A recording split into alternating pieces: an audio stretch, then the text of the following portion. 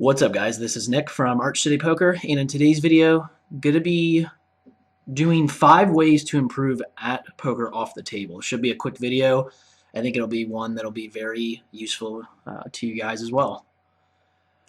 First way is use poker software. What can poker software such as PO Solver and Poker Juice do for your game? If you guys don't know what they are, PO Solver is a no-limit hold'em GTO solver. Poker Juice is for PLO only. Essentially, they will help you analyze hands and develop strategies in a very efficient manner. You'll start to develop an edge over the player pool like never before, especially if you play live poker. None of your opponents are going to be using poker software like this.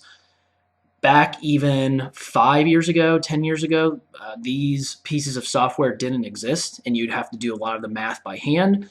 Analyzing hands would take a lot of time.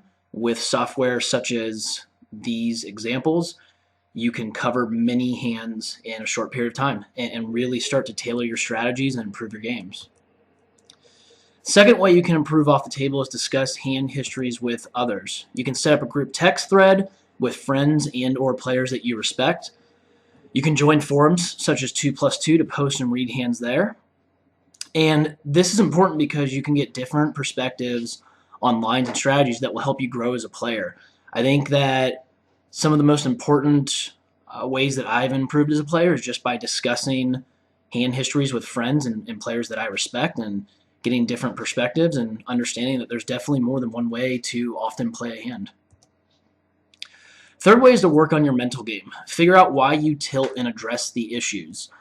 There are different forms of tilt. If I had to suggest a poker book ever, it would be the Mental Game of Poker, Volumes 1 and 2 by Jared Tendler. They are two of the most important books I've read as far as my career goes, and they really address the ways that you guys can tilt in different ways and really how to address those and take care of those issues. So I would suggest reading those books. To give you a couple examples, I guess, entitlement tilt would be something where a player feels like he's just so much better than the other player that when he loses to him, then all of a sudden he starts playing in a non-optimal manner, and that is an example of entitlement tilt. Another example of a different kind of tilt would be fear, or playing out of fear. Let's say you get up a lot in your session, and then all of a sudden you start playing really tight, you go into lockdown mode, and you're not playing optimally or playing as aggressive as you should because you fear that you'll lose the money that you've won in that session so far. So there are different ways that you can tilt. You need to figure those out and address those issues. Obsession with poker for at least some period of time is good. I think that at every point, or at some point in every serious poker player's career, they become very obsessed with the game. They eat, sleep, and breathe poker. And I do think that's really important for at least some period of time. You will be able to improve in that period of time much greater than you will in other periods of times just because you are so locked in and focused on poker. However, it can't and shouldn't be a full-time obsession. Balancing poker as a part of your day with the other important aspects of your life is important to your overall game. The fourth way to improve off the table is exercise and diet. And yes, this is a poker channel and a poker video. However, I can tell you from firsthand experience that I play and study much more efficiently the more that it says, or should say the more that I exercise, but the more that I exercise and the better that I eat. A healthy routine of exercise and eating right will do wonders for your overall physical and mental energy, and thus, obviously, improving your overall game. A little bit of a side note, I studied these things in college, so I do, in fact, have a little bit of an idea of what I'm talking about. And the fifth and final way, and possibly the most important way to learn off the table, is to learn and think for yourselves. Just because I give you advice on how to improve at poker on and off the table doesn't mean you should just blindly accept what I'm saying.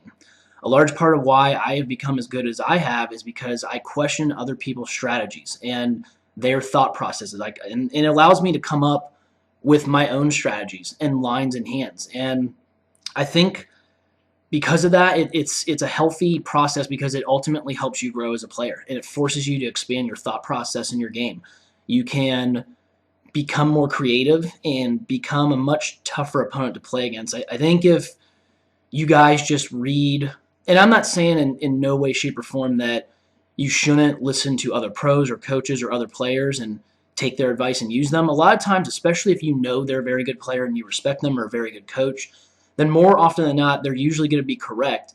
But it doesn't mean that you should just take their advice and start playing like that or playing like them. You can definitely, and this goes with using poker software, you can use that kind of stuff to come up with your own strategies and tailor your own strategies to beat the players in your player pool. That's the most important, what I think, or one of the most important concepts of improving off the table is really tailoring your strategies to maximize your profits against the player pool that you play in and day out. So I hope this video was valuable to you guys. And if you guys have any questions or comments, as always, let me know in the comments section. Until next time, this is Nick from Arch City Poker. Take care.